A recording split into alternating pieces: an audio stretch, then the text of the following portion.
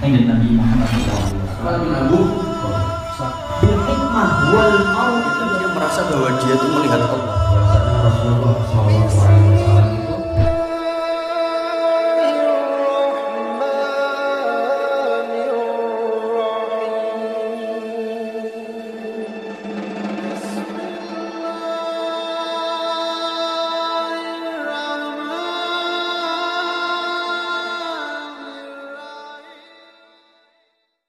Warahmatullahi wabarakatuh.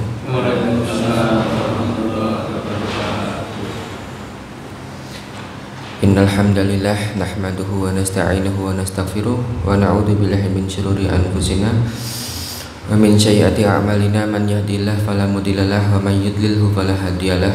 Wa asyhadu an la ilaha illallah wahdahu la syarikalah wa asyhadu anna Muhammadan abduhu wa rasuluh wa habibuhu wa khaliluh. Shalawatu rabbi wa salamuhu wa barakatuh alaihi wa ala alihi wa ashabihi wa man ihtada bi hudahu ila yaumiddin, amma ba'd.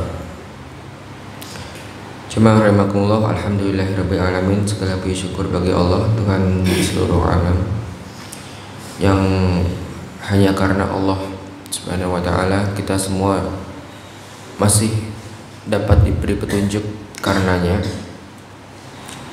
Petunjuk untuk yang pastinya untuk beristiqomah di jalannya. Alhamdulillah. Yang kedua, salatu wassalamu ala rasulillah. Salawat dan salam kita panjatkan kepada Nabi kita Muhammad sallallahu alaihi wasallam, yang karena beliau, karena perjuangan beliau beserta para sahabat-sahabatnya, kita semua dapat menikmati nikmatnya Islam hingga saat ini. Jemaah rahimakumullah, pada kesempatan kali ini kita akan melanjutkan tentang usul sittah yang kita udah bahas kemarin. Oh, Pak, masih ada yang ingat babnya? Kemarin pertemuan sebelumnya kita membahas tentang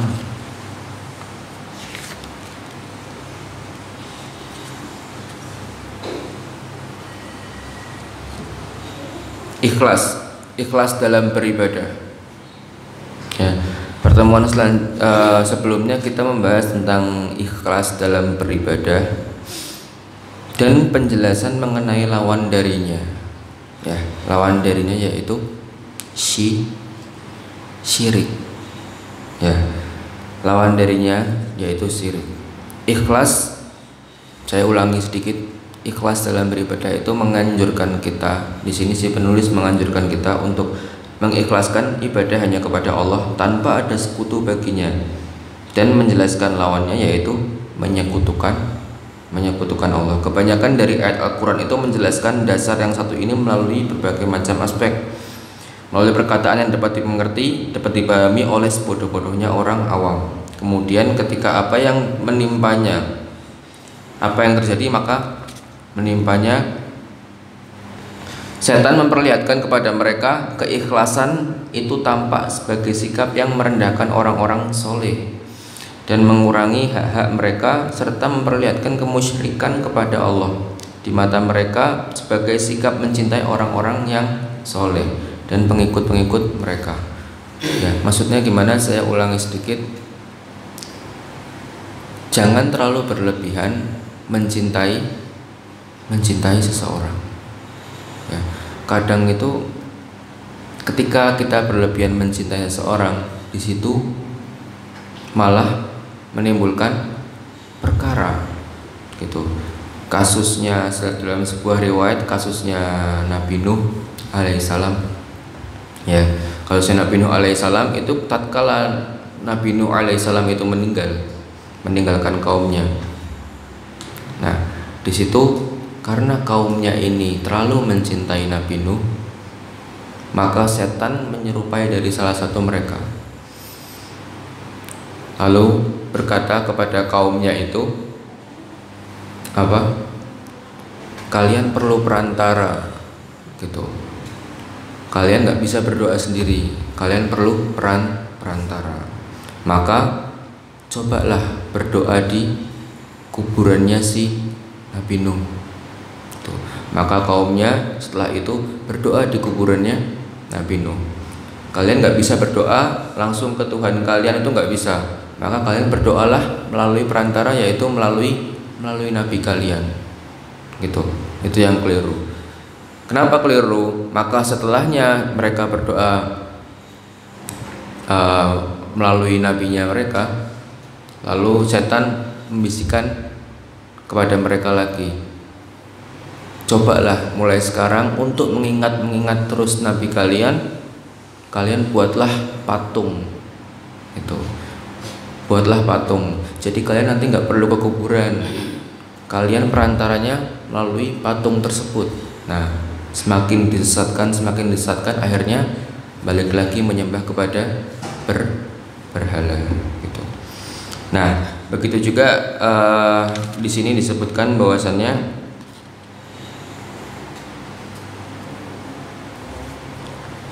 sebentar. Ya. Suatu ketika ada seorang sahabat Nabi, ya, yang memuji Nabi dengan berkata Masya Allah wa syi'ta, ya, yang artinya menurut kehendak Allah dan menurut kehendakmu, gitu. Memuji Allah dan memuji nabinya. Lalu Nabi marah mendengar perkataan tersebut. Nabi bersabda, apakah engkau menjadikanku sebagai tandingan bagi Allah? Gitu. Ucapan Rasulullah SAW. Maka ucapkanlah Masya Allah wahdahu, gitu.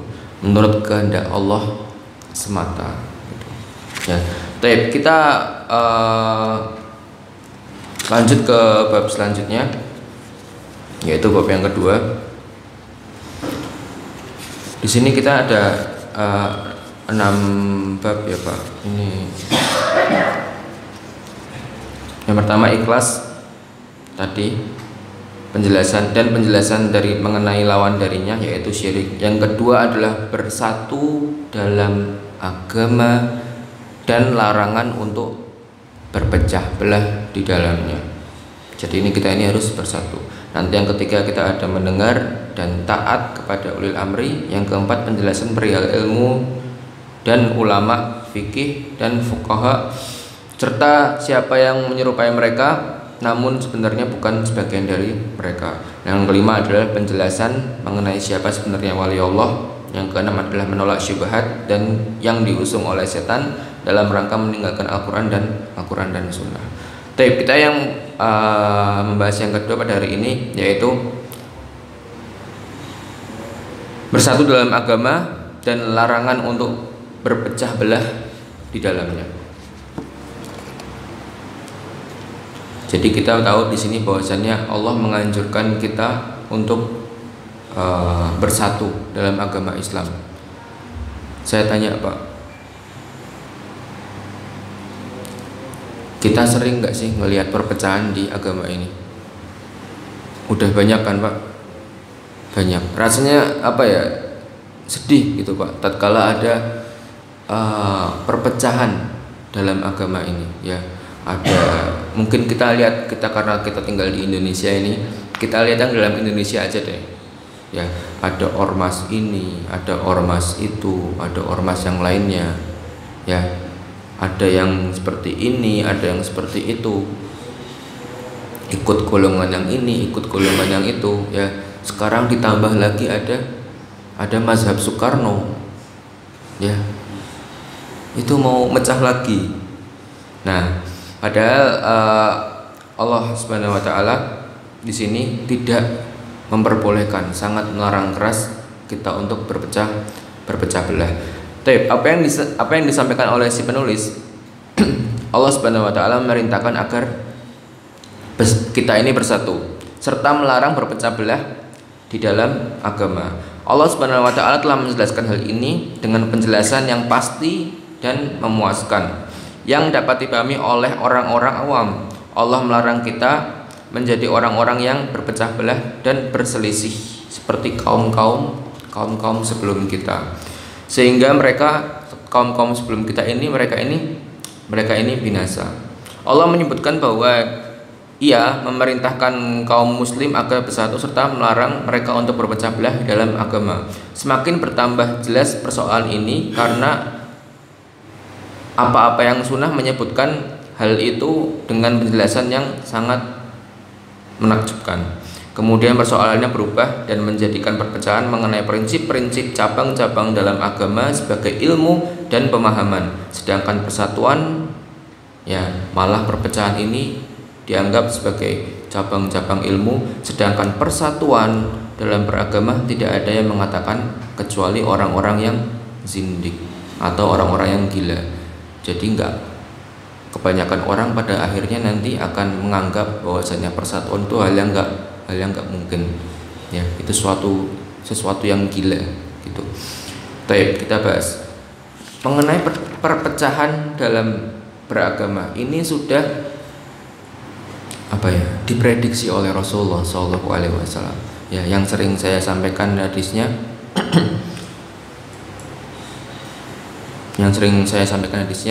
Rasulullah SAW bersabda itu akan datang suatu masa nantinya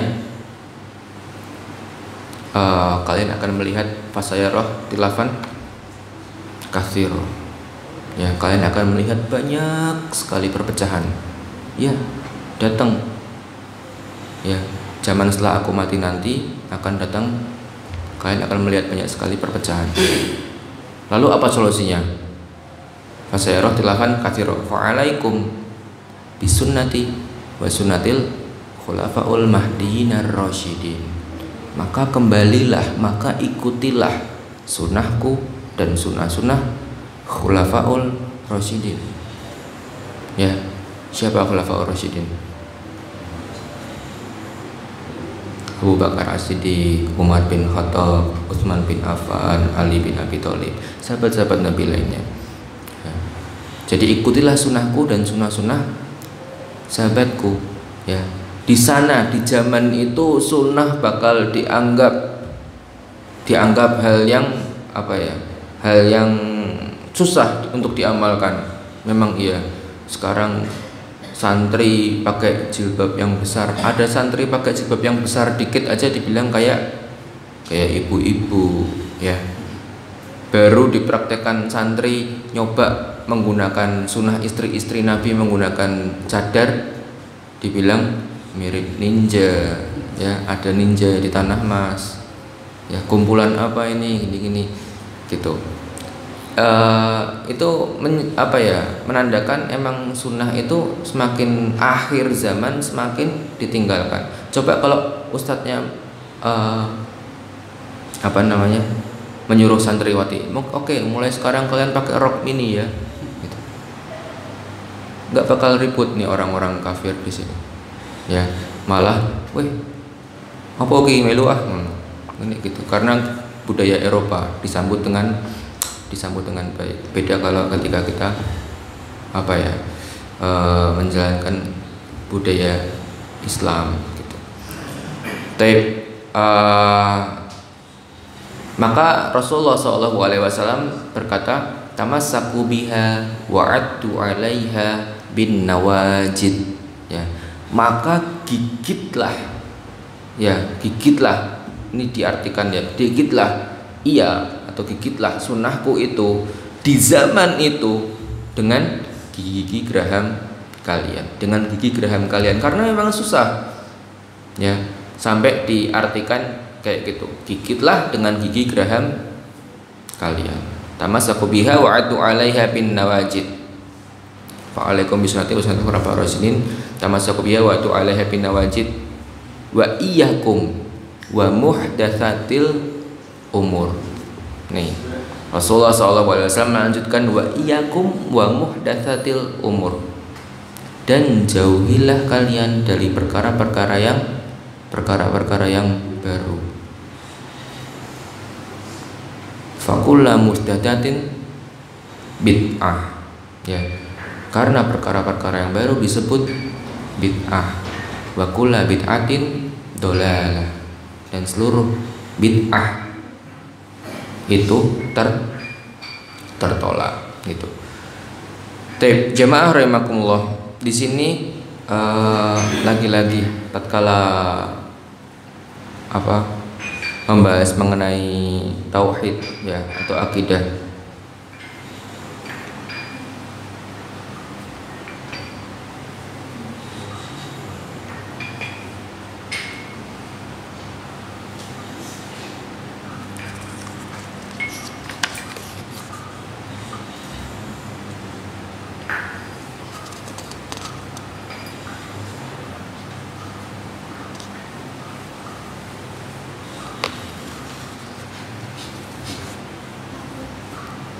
Membahas tauhid atau akidah, otomatis kita juga akan membahas masalah yang mungkin yang sering saya sampaikan akan bertentangan sama yang biasa kita masih perbuat mungkin gitu, atau kerabat-kerabat kita masih perbuat, keluarga kita masih perbuat. Karena apa? Karena baik lagi belum paham ilmunya. Maka di sini kita dianjurkan untuk selalu belajar dan kembali belajar agar kita paham ilmunya. Masalah tadi disebutkan masalah perpecahan, solusinya apa Pak? Kalau ada perpecahan maka solusinya kembali mengikuti sunnah, kembali mengikuti hadis-hadis Nabi, Al-Quran dan sunnah. Biar apa? Biar nggak ada perpecahan sebenarnya. Kan kayak gitu Pak, biar nggak ada perpecahan maka kembali ke sunnah ya. Kalau tadi disebutkan tentang bid'ah, sesuatu yang baru, itu bid'ah namanya. Banyak orang awam itu tatkala disebutkan sesuatu yang baru itu bid'ah, maka dia mesti ada yang sakit hati. Kok nopo sih kok sitik-sitik bid'ah? Pernah dengar kan Pak? Napa sih kok sithik-sithik bid'ah? Apa-apa ra entuk. Apa-apa sing baru bid'ah gitu. Kenapa kok dikit-dikit bid'ah gitu. Sebenarnya enggak. Jadi gini, Pak. Islam itu enggak pernah salah. Agama Islam itu enggak pernah salah. Agama Islam itu enggak pernah membanyak-banyakan apa yang diharamkan. Ya, cuman kitanya aja yang dari kecil hidup di lingkungan yang apa-apa serba udah haram gitu. Jadi tatkala kita beranjak besar, kita terbiasa dalam lingkungan yang seperti itu, ada agama Islam masuk. Nah, ini sama, ada agama Islam masuk, kita akan menganggap semuanya yang kita miliki, semuanya yang di sekeliling kita haram gitu. Karena apa? Karena kita dari kecil udah terbiasa dengan apa-apa yang haram gitu. Nah, tadi kenapa sih kok sithik-sithik bid'ah? Sebenarnya enggak, Pak.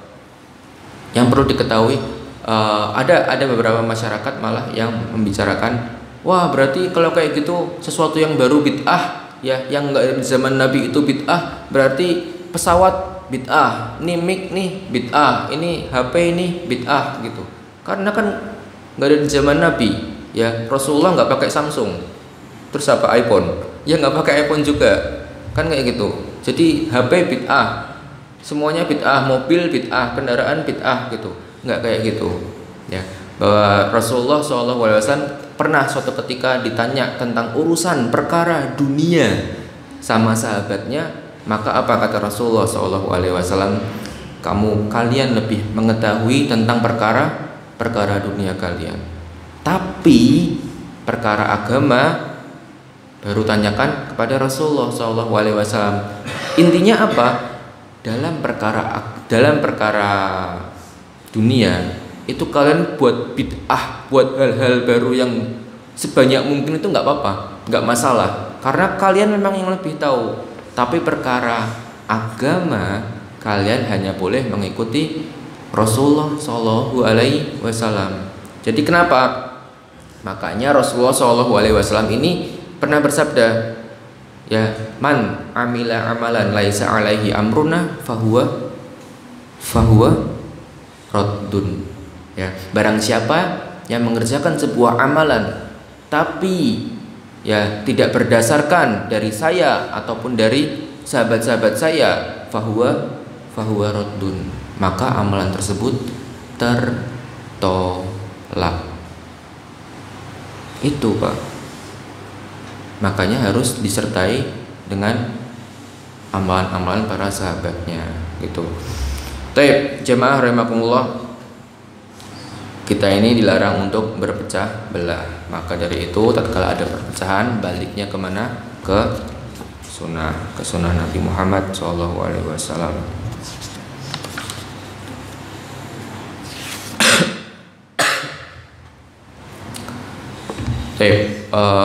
Mas, lantas gimana kalau kita ingin kembali ke hadis-hadis Nabi SAW, tapi kita masih bingung? Itu kan